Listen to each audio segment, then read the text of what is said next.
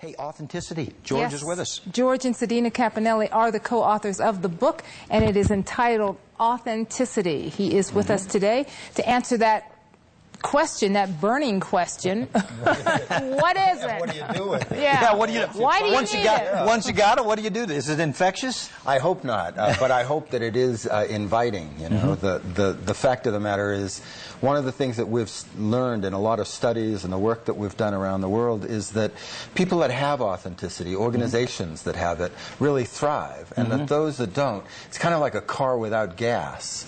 After a while, you run out of the ability to keep moving if you're not plugged into your original, authentic self, the thing that you've come here to do, the thing that gives you passion and an incredible amount of purpose and meaning in life. Is that the best definition you can give us? Yes, it is, actually. That's it, huh? Yeah. And who and what and how we really are? I mean, is that part of it?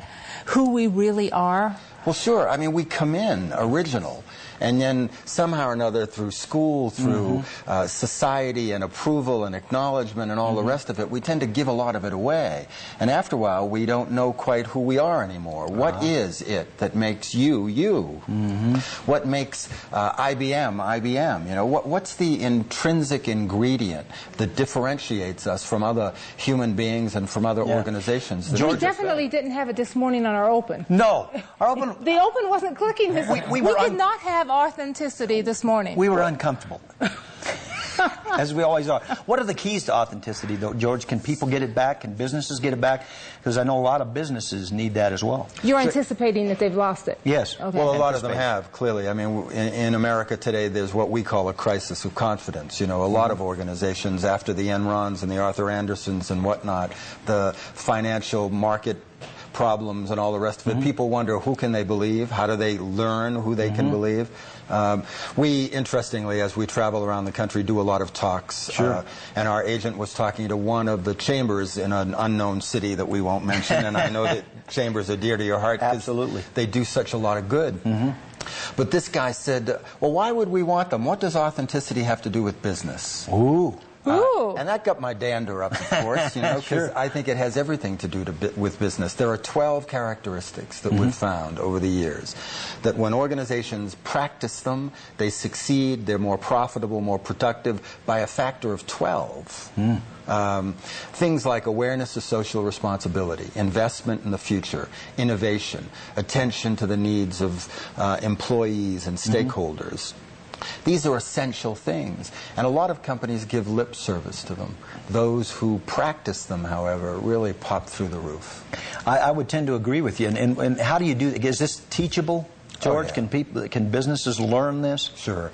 There are basically 6 things that businesses have to pay attention to. They have to have a really clear mission and vision, one that's well articulated. They have to have a set of goals that align with that. They have to have some core values that they practice that are not just on the wall, but are in the hearts and the minds of the people that are there. They have to have policies and procedures that line up. They have to have a set of standards and practices when people communicate with one another, when they communicate with their clients. See, a lot of people make business hard. It's not hard. It's common sense. It's decency. It's commitment to quality and good service. People do that. Their profits rise. They're honest with their customers. Their profits rise. They go through the BS. They advertise one thing and do another. Their profits implode. You know. Yeah. So what was that BS? A lot of BS. Huh? A lot of BS. Yes. Okay. And that's not a Bachelor of Science. I want you to know. We didn't think that was the case. Yes. Yeah. But anyway, so these are things that. How are we doing with authenticity in business today? Are we on the downside? Are we on the upside? But how can we track that? How can we track it? Can that be tracked? Well, I think that organizations that really thrive, Google, for an example, today is really thriving because they have a set of values and they're doing extraordinary things. There are other organizations that aren't doing so well. I think that if people pay attention to how honest and caring, how committed to quality organizations are, they can judge whether an organization is being authentic or not. And customer service. We were talking about that on a show a couple of days ago about customer service and taking care of people. Right? We were talking about restaurants. There's good food in a lot of restaurants. Yes. You can find good food in various places today, everywhere today, but it is the service. We're talking business now. Does this transcend, and does it overflow into a personal relationship or life? Just like there are 12 characteristics in business, there are 12 qualities that make someone authentic. We have, incidentally, on our website, which is www.authenticity.cc, there are these 2 free self-scoring quizzes. Oh. So if an organization wants to evaluate how authentic are we, or if individuals want to, they can go online, look for the quiz button, take it for free, and they get answers and a lot of things they can do. Give us an example of a question. Are they multiple choice? Are they hard? I don't want to take it if it's hard. No. There are only 5 choices per answer. It's Don't not catch hard. Oh, good. Yeah. And really, you're asking yourself or your company to evaluate how are we doing in life? Are the things that we do every day, are they contributing to our effectiveness, or are they retarding it?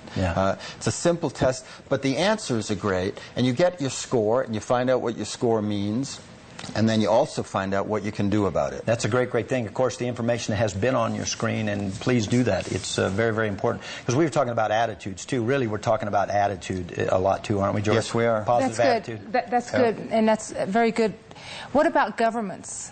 Oh, God, do we really want to go there? Is that a show into itself? I think it's more than a show unto itself, and the fact of the matter is, one of the dangers I think we exist in today in our world is that oftentimes there are things communicated that are great public relations stories, but they haven't got a lot to do with what's going on. And I think our governments owe us an awful lot more authenticity all across the world. Sure. And you know what? We need to have George back, and we'll talk about that. That's a great topic. Governments. Was President Bush authentic in his State of the Union message? It's not my business to judge. Really, it's not my business is not to judge someone's authenticity. My business is to try to identify some standards, and everyone else that needs will to improve measure that. up to what they do or Absolutely. don't do. We'll say hi to Sadina. Thanks, George. Sure Yes. Thanks. We think the world of you. Thank you, George. Thank you. And I know we'll have you back. Talk about government. That's a good question. I think, we need to talk about government.